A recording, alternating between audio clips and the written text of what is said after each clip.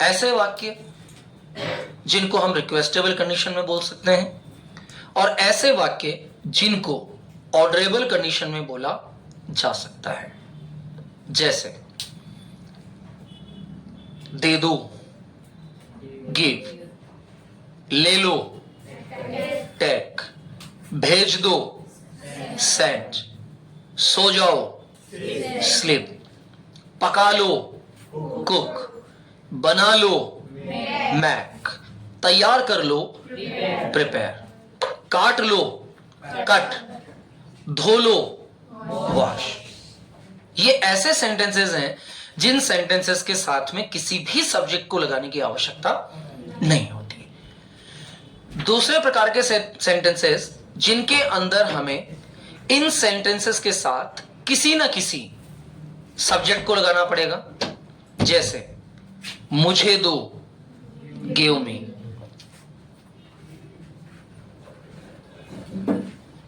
धीरे बोलो, speak slow, तेज चलो, वॉक फास्ट, तेज दौड़ो, रन फास्ट, कपड़ा काटो, cut the cloth. Action verb पहले आ रहे हैं, लेकिन इनके आगे किसी वर्ब का अथवा ऑब्जेक्ट का अथवा सब्जेक्ट का प्रयोग कर दिया गया है। ऐसे सेंटेंस दूसरा प्रकार।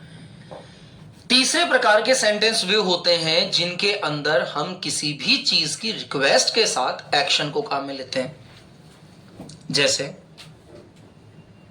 कृपया दे दो, प्लीज गिव, कृपया सो जाओ, प्लीज स्लीप, कृपया खा लो, please eat.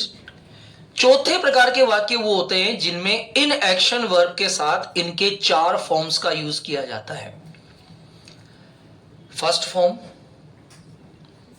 SES form, second form, third form और ING फॉर्म। जैसे खेलो, बोल के देखिए, प्ले, बाहर खेलो, प्ले आउटसाइड, कृपया खेलो, प्लीज प्ले। तीसरी तरह का वाक्य हो गया है, वह खेलता है, ही प्लेज। चौथा वाक्य, वह खेल रहा है, ही इज प्लेइंग, वह खेल चुका है, ही हैज प्लेड। सारी फॉर्म्स हो गई, प्रॉपर फॉर्म्स हो गई, ऑर्डरेबल फॉर्म्स हो गई, रिक्वेस्टेबल फॉर्म्स हो गई, फर्स्ट फॉर्म हो गई, SES फॉर्म हो गई, सेकंड फॉर्म हो गई, थर्ड फॉर्म हो गई और ING फॉर्म हो गई। एक एक्शन को कितनी जगह डिवाइड किया जा सकता है, समझ आ रहा है? हम एक एक्शन, अच्छा, जितनी ज्यादा एक्शन फॉर्म्स हमारे माइंड में होगी उतना ज्यादा लैंग्वेज का स्ट्रक्चर हमारा मजबूत होता चला जाएगा। एक सिंगल एक्शन वर्ब अपने आप में लगभग 600 वाक्यों को लेकर चलती है। 600 एक सिंगल एक्शन वर्ब, लगभग 2000 एक्शन वर्ब हमारी पूरी जीवन में काम आती है।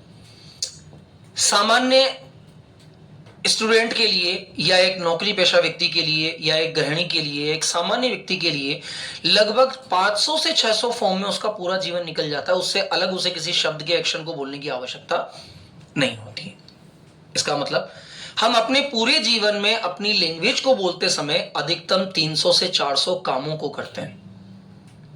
खाना पीना, उठना बैठना, भागना दौड़ना, गिरना मरना, पढ़ना चलना, समझना आना जाना, दिखाना नहाना धोना, समझना समझाना, बताना कहना, पूछना, प्रार्थना करना, आदेश देना, ये नॉर्मल काम है।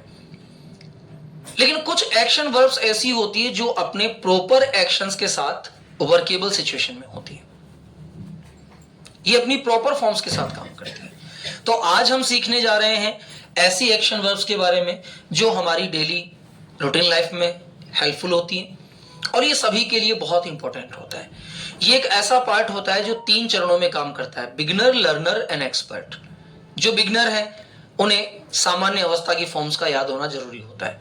जो लर्नर है उन्हें फर्स्ट फॉर्म सेकंड फॉर्म का नॉलेज होना चाहिए। जो एक्सपर्ट है उन्हें nature form, SES form, first form, second form, third form, ING form, modal form and structure form. कुल 8 प्रकार की फॉर्म्स का ध्यान होना चाहिए। लिखिए नंबर 1। आप लिखेंगे कैसे मैं बता दूं आपको 5 कॉलम प्रिपेयर करने हैं। दोनों पेजेस के ऊपर ये फॉर्म्स बनेगी। सिंगल पेज पे नहीं बनेगी, ध्यान दीजिएगा, डबल पेज पे बनेगी। और डबल पेज पे आप कैसे बनाएंगे मैं बता देता हूं। जो पहला हाशिया आपका है, पहला कॉलम है, वहां नंबरिंग होगी नंबर 1। पहले हाशिए के अंदर नंबरिंग कीजिए नंबर 1।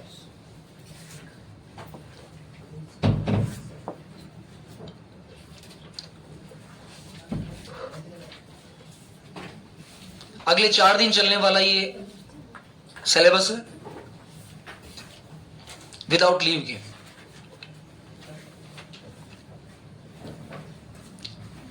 नंबर 1 लिख दिया। अब नंबर 1 के सामने लिखिए अवेक, AWAKE, अवेक, AWAKE,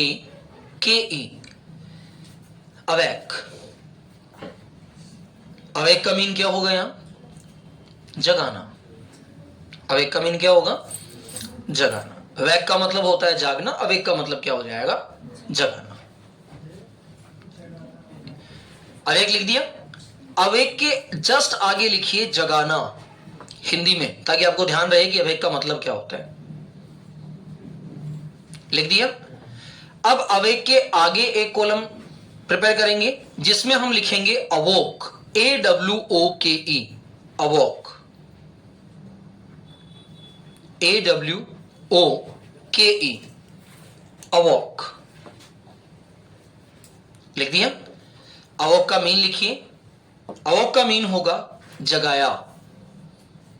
पहला शब्द क्या था? जगाना। सेकंड फॉर्म क्या हो जाएगी? जगाया। और तीसरी लिखिए अवोक, AWOKE। जो सेकंड है वही थर्ड होगी इसकी, अवोक, AWOKE। अब इसका मतलब होगा जगा चुका, जगा चुका।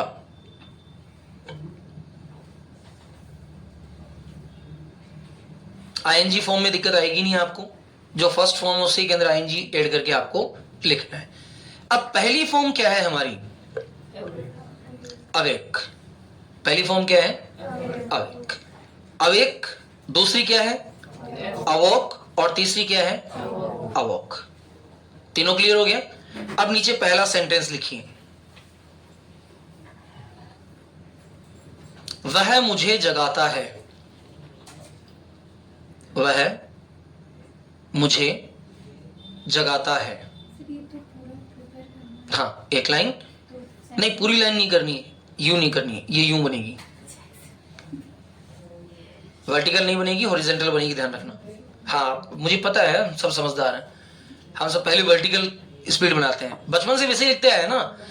बचपन से टीचर ऐसे लिखाता है, रीड, रैट, रैट। फिर दूसरी फॉर्म गो, वेंट, गॉन। फिर तीसरी form write, wrote, return.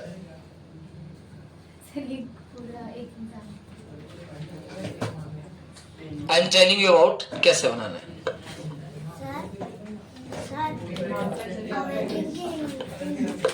Awaken भी होती है, बिल्कुल।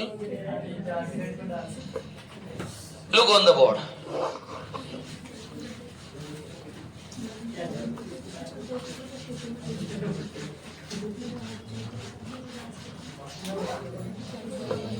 मैं इसीलिए एक एक सेंटेंस को, एक एक शब्द को बता रहा था।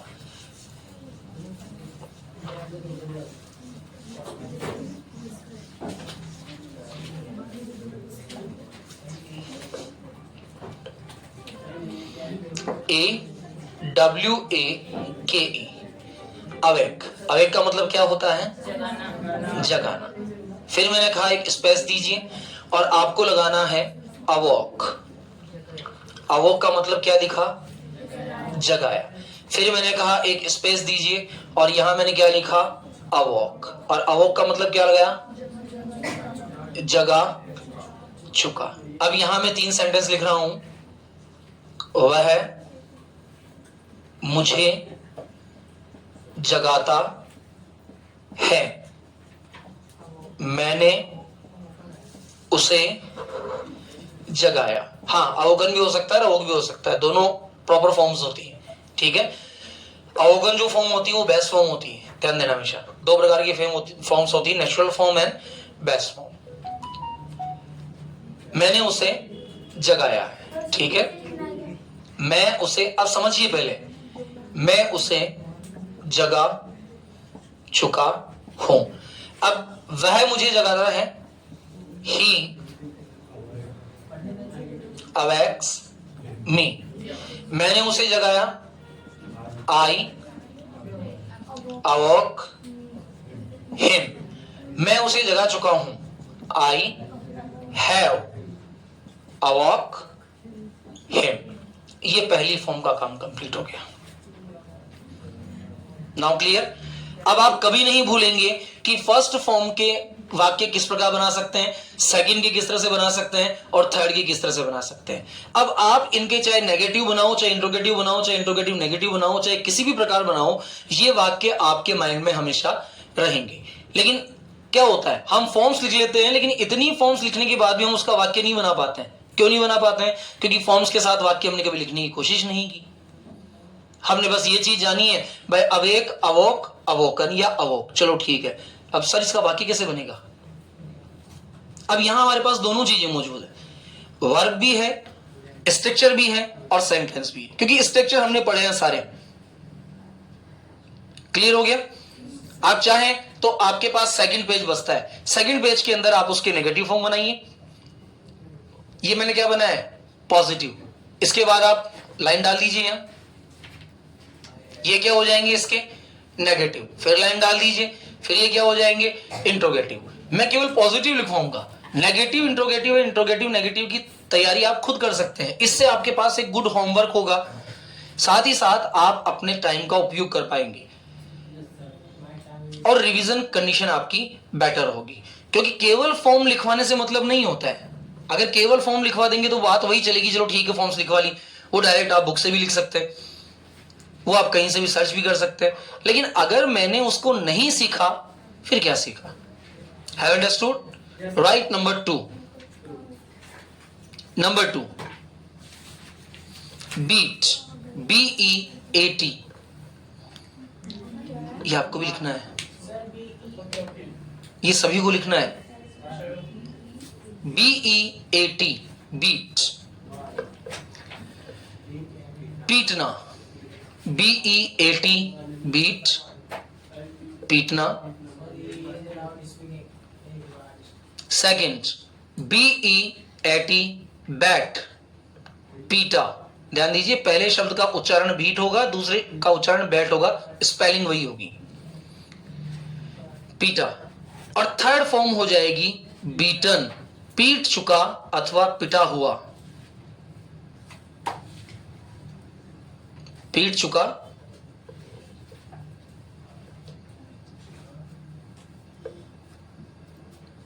Beat, beat, beaten. पहला एग्जांपल लिखिए, अध्यापक कमजोर छात्रों को पीटता है। Teacher beats weak students. अध्यापक कमजोर छात्रों को पीटता है। अध्यापक कमजोर छात्रों को पीटता है। सेकंड सेंटेंस लिखिए, रवि ने मोहन को स्कूल में पीटा। रवि ने मोहन को स्कूल में पीटा। रवि ने मोहन को स्कूल में पीटा।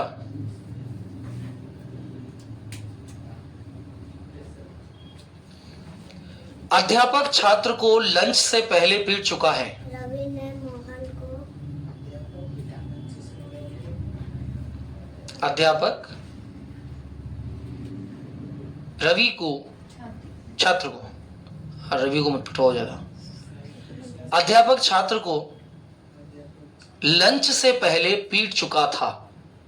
अध्यापक छात्र को लंच से पहले पीट चुका था। अब पीट चुका था है चाहे पीट चुका है, दोनों में थर्ड फॉर्म लगेगी।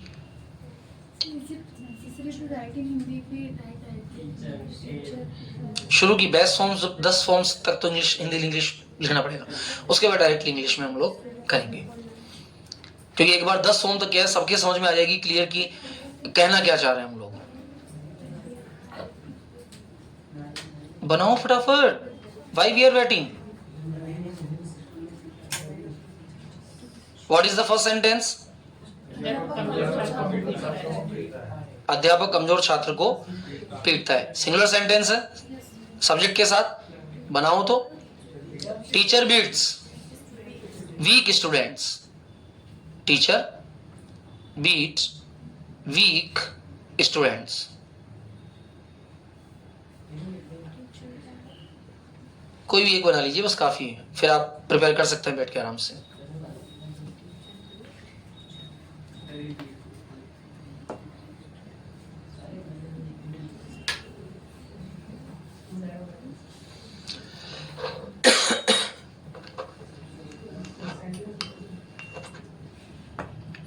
Begin number 3, BEGIN।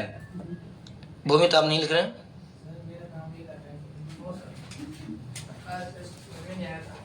Begin BEGIN, begin शुरू करना, बिगिन शुरू करना।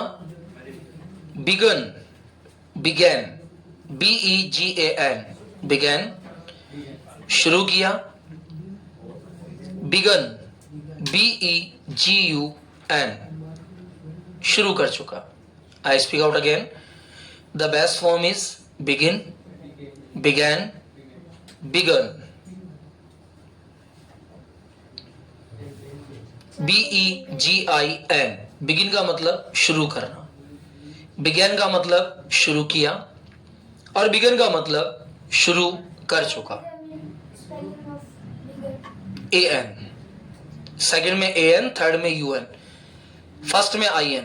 BEGIN, BEGAN, BEGUN।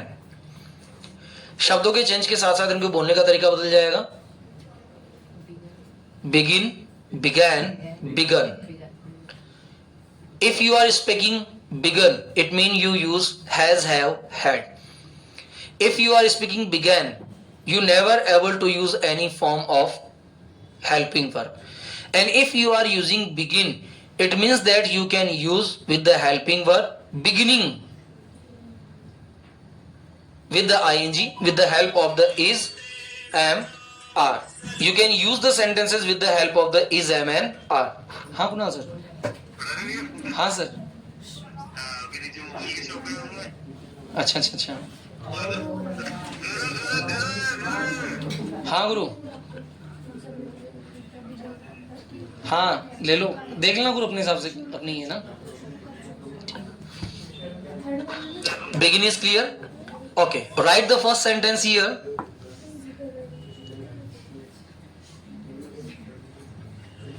वह गाना शुरू करता है,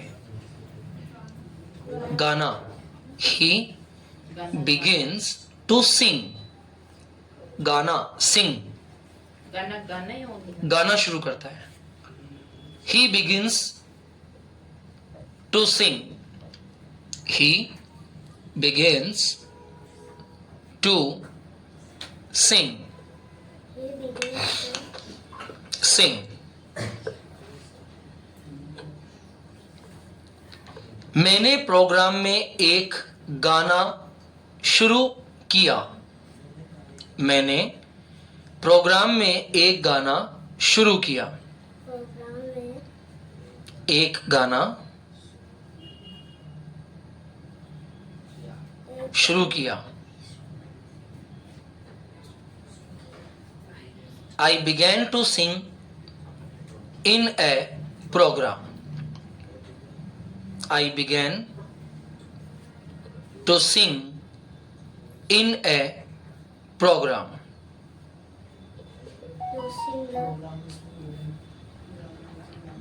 in a program हो गया।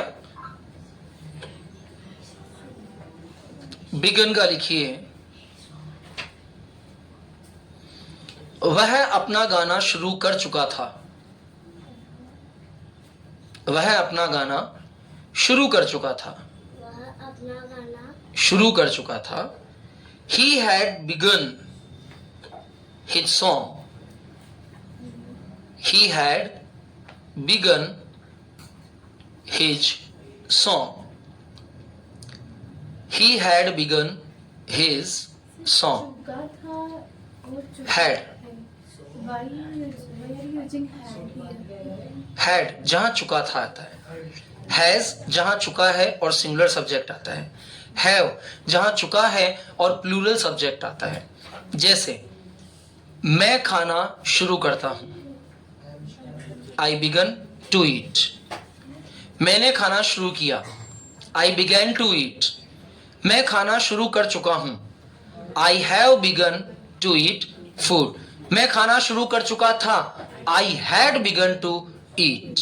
वह खाना शुरू कर चुका है, he has begun to eat. वह खाना शुरू कर चुका था, he had begun to eat. तो ये तीनों शब्द जो हैं, has हो, have हो या had हो, तीनों ही प्रकार के शब्द अपने साथ एक्शन की थर्ड फॉर्म लेकर चलते हैं। ध्यान दीजिएगा, हर टेंस का जो स्ट्रक्चर होता है उसके पास अपनी एक फॉर्म होती है।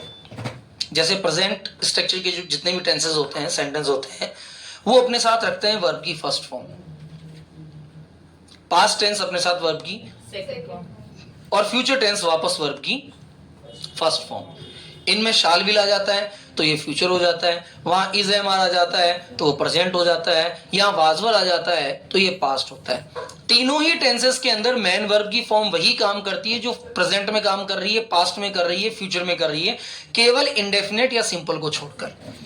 अगर इंडेफिनेट है तो प्रेजेंट इंडेफिनेट या प्रेजेंट सिंपल वर्ब की फर्स्ट फॉर्म के साथ काम करेगा, पास्ट सिंपल या इंडेफिनेट वर्ब की सेकंड फॉर्म के साथ काम करेगा, और फ्यूचर जो है वो वापस वर्ब की फर्स्ट फॉर्म के साथ काम करेगा। हमेशा ध्यान दीजिए, कभी परेड देखिए 15 अगस्त की, देखिए ना परेड, तो वहां जब व्यक्ति हाथ हिलाता है तो उसका हाथ कैसा जाता है, 1 2 1, या ऐसे 1 2 और ये घुमा के 3, ऐसा होता है कभी?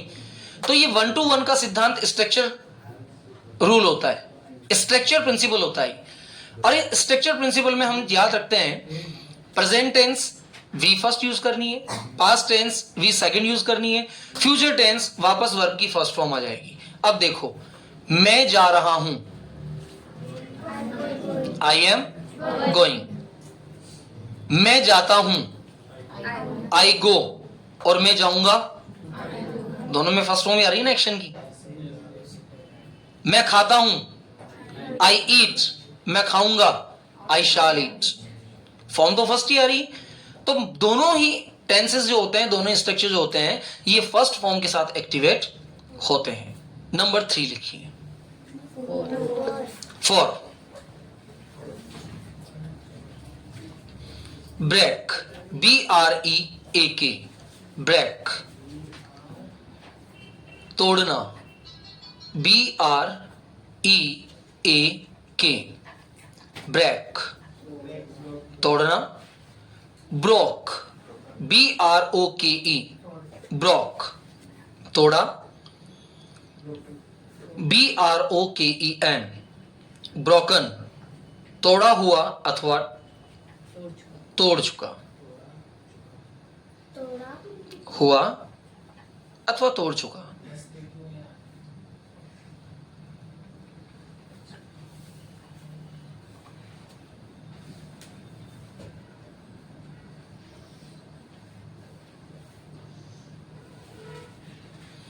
वह एक लकड़ी तोड़ता है, he breaks a stick, वह एक लकड़ी तोड़ता है।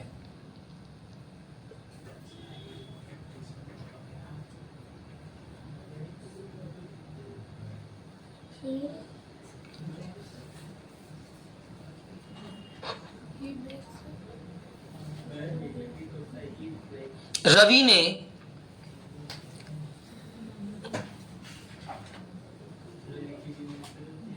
मेरा पेन तोड़ दिया, broke.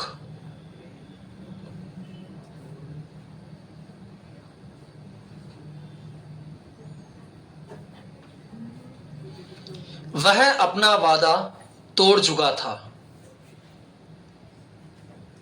He had broken his promise. वह अपना वादा तोड़ चुका था। तोड़ चुका था। नेक्स्ट, कम, आना। कम, आना। कैम, आया। और कम, आ चुका। जो फर्स्ट फॉर्म है वही थर्ड फॉर्म होगी इसकी। कम, कैम, कम। कम कम, कैम, कम। कम यानी आना, कैम यानी आया, और कम यानी आ चुका।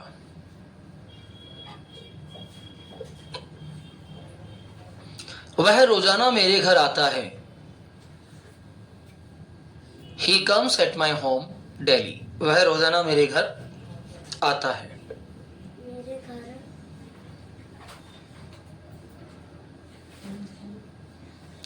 कल कुछ दोस्त मेरे घर आए।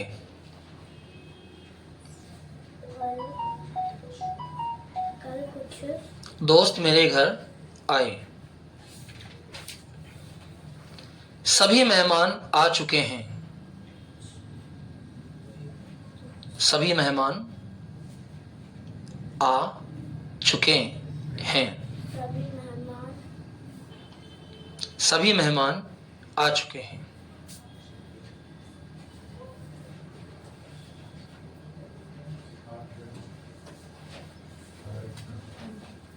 Sir, all guests had come. All guests had come. आ चुके हैं, हैव।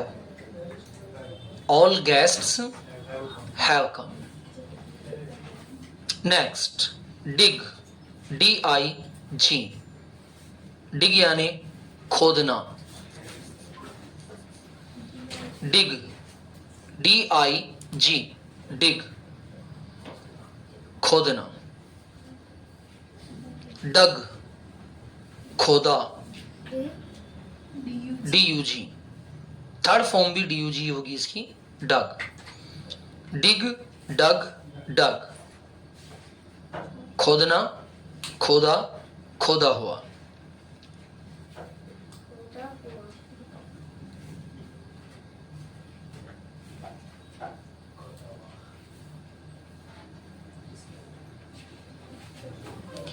तुम्हें मैदान नहीं खोदना चाहिए। You should not dig the ground. तुम्हें मैदान नहीं खोदना चाहिए। नहीं खोदना चूहे ने दीवार में एक बिल खोद दिया। The mouse dug a hole. चूहे ने दीवार में एक बिल खोद दिया। चूहे ने दीवार में एक बिल खोद दिया। एक बिल खोद दिया। किसान अपना खेत, किसान अपना खेत खोद चुका है। The farmer has dug his farm. किसान अपना खेत खोद चुका है। ये जितने भी हिंदी सेंटेंसेस है ये 8 हम अपने को प्रिपेयर कर लेने हैं ताकि हम अच्छे से समझ पाएंगे। किसान अपना खेत खोद चुका है। खेत खोद चुका है। ड्राइव, DRIVE, ड्राइव, चलाना। ड्राइव का मतलब केवल गाड़ी चलाना नहीं होता है। अगर आप किसी भी चीज को चला रहे हैं तो वो ड्राइव होता है। जैसे यदि आप स्क्रू को चला रहे हैं तो वो कहलाता है स्क्रू ड्राइवर, क्योंकि वो स्क्रू को चला रहा है। ठीक है, तो यदि कोई चीज मूविंग अवस्था में आपके द्वारा चलाई जा रही है तो वो ड्राइव कहलाता है। ड्राइव, DRIVE, ड्राइव यानी चलाना। सेकंड फॉर्म लिखिए ड्रोव, DROVE। ड्रोव यानी चलाया। Driven, DRIVEN, DRI What is the meaning of drove? DROVE, चलाया, और ड्राइवन चला चुका। नंबर 1 लिखिए, चला चुका। मैं एक कार चला सकता हूं। मैं एक कार चला सकता हूं। चला सकता हूँ।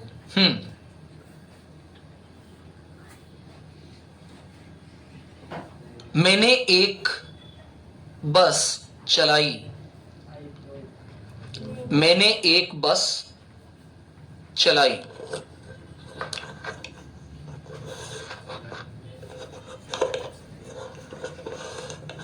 मैंने एक बस चलाई।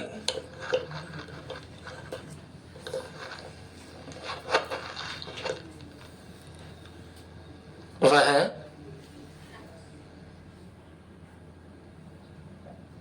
इस कार को पहले भी चला चुका है। वह इस कार को पहले भी चला चुका है। वह इस कार को पहले भी चला चुका है।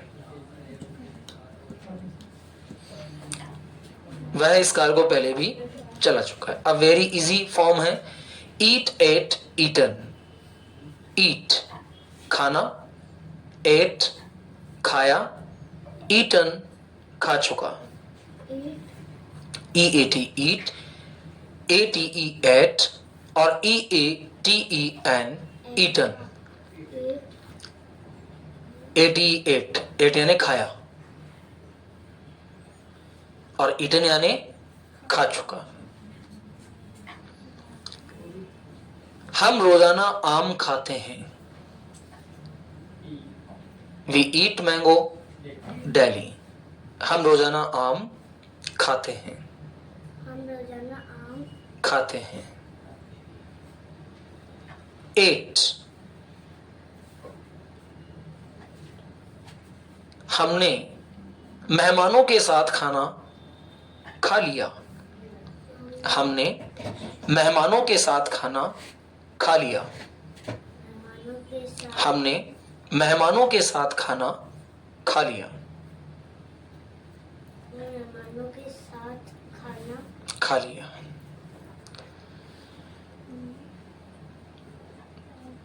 वह खाना खा चुका है। वह खाना खा चुका है। वह खाना खा चुका है।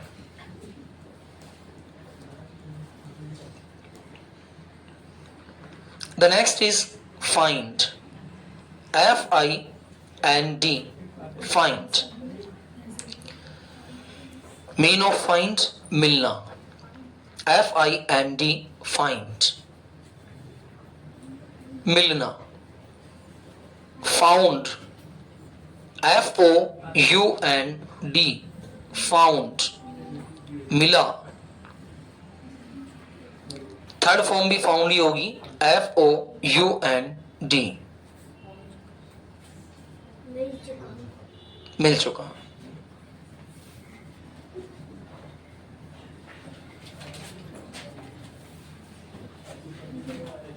हो गया। मैंने या मुझे अंग्रेजी में अंग्रेजी में कुछ गलतियां मिलती है। मुझे अंग्रेजी में कुछ गलतियां मिलती है। I find some mistakes in English. कुछ गलतियाँ मिलती है।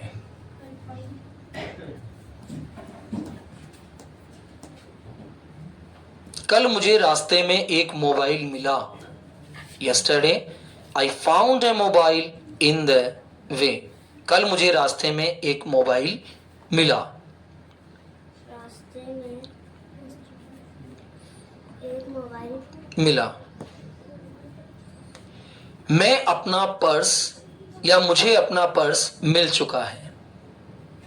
I have found my purse. मुझे अपना पर्स मुझे अपना पर्स मिल चुका है। I have found my purse, मिल चुका, मिल चुका है। Write the next, fly. थक गए क्या? इतनी जल्दी थक गए? Fly, FLY, fly, FLY, fly. Fly mean उड़ना। सेकंड फॉर्म लिखिए फ्लू, FLEW, फ्लू, उड़ा। थर्ड फॉर्म लिखिए फ्लॉन, FLOWN, उड़ चुका, FLOWN, फ्लॉन यानी उड़ चुका। Fly, flew, flown, fly, flew, flown.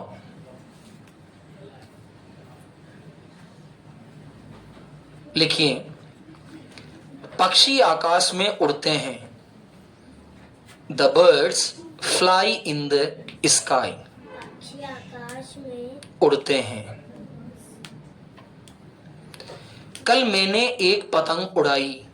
Yesterday eye flu ए काइट, कल मैंने एक पतंग उड़ाई, कल मैंने एक पतंग उड़ाई। तोता पिंजरे से उड़ चुका है। The parrot has flown from the cage, तोता पिंजरे से उड़ चुका है, तोता पिंजरे से उड़ चुका है। उड़ चुका, तोता पिंजरे से उड़ चुका है। The parrot has flown from the catch, CAG, catch यानी पिंजरा। नेक्स्ट लिखिए, फॉरगेट, FORGET, फॉरगेट, FORGET। अभी तो स्ट्रक्चर भी करना है अगला। फॉरगेट इतना आसान थोड़ी है बेटा इंग्लिश में परफेक्ट बनना। फॉरगेट, ध्यान दीजिए इसमें आर को साइलेंट कंडीशन में बोला जाता है हल्का सा। फॉरगेट, फॉरगेट यानी भूलना। फॉरगॉट, FORGOT, फॉरगॉट यानी भूला।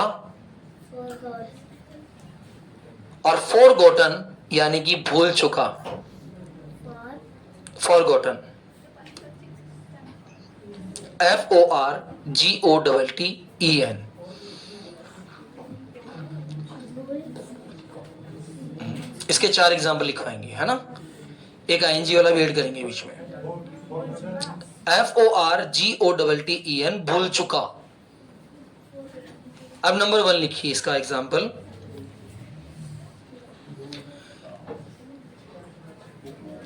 वह हर चीज भूल जाता है,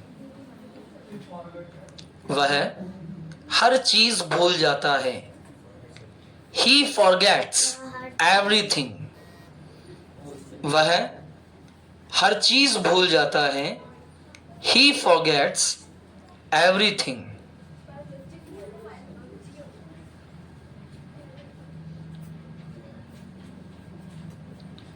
मैं केक लाना भूल गया। I forgot to bring a cake। अब देखना धीरे धीरे सेंटेंसेस के अंदर 2-2 एक्शन वर्ब, 3-3 एक्शन वर्ब आना शुरू हो जाएगी। मैं केक लाना भूल गया। I forgot to bring a cake। I forgot to bring a cake। मैं अपना पुराना जीवन भूल चुका हूं। मैं अपना पुराना जीवन भूल चुका हूं। I have forgotten my past life। मैं अपना पुराना जीवन जीवन भूल चुका हूं। मैं अपना पुराना जीवन भूल चुका हूं। भूल चुका, मैं अपना पुराना जीवन भूल चुका हूं। I have forgotten my past life. Old life मत करना, ओल्ड एजिंग वर्ड हो जाता है। मैं अपना पुराना जीवन भूल चुका हूं, I have forgotten my old life. अब ध्यान दीजिए, जब हम इंग्लिश बोलते हैं तो इंग्लिश लैंग्वेज को बोलते समय कई बार हमारे द्वारा अलग अलग सेंटेंसेस को अलग अलग तरीकों से बोला जाता है। तो जब हम हैज हैव का यूज करते हैं तो हमारी लैंग्वेज थोड़ी अट्रैक्टिव महसूस होती है। जैसे मैंने कहा कि ये तो मैं अपना पुराना जीवन भूल चुका हूं, नहीं तो मुझसे बुरा कोई इंसान नहीं था। ये तो धमकी देते हैं ना, ये तो मैं अपनी पुरानी लाइफ भूल चुका हूं भैया, वरना दिखा देता अभी मैं।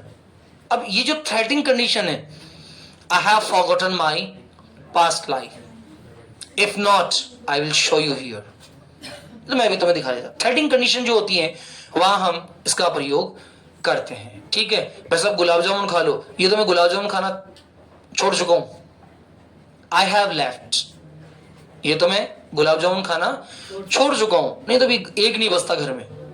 इसका मतलब हैव का प्रयोग हम कई बार अपनी पास्ट एबिलिटीज को दिखाने के लिए भी करते हैं। बहुत आज के लिए इतना, चलिए अब एक्शन प्रिपेयर करते हैं।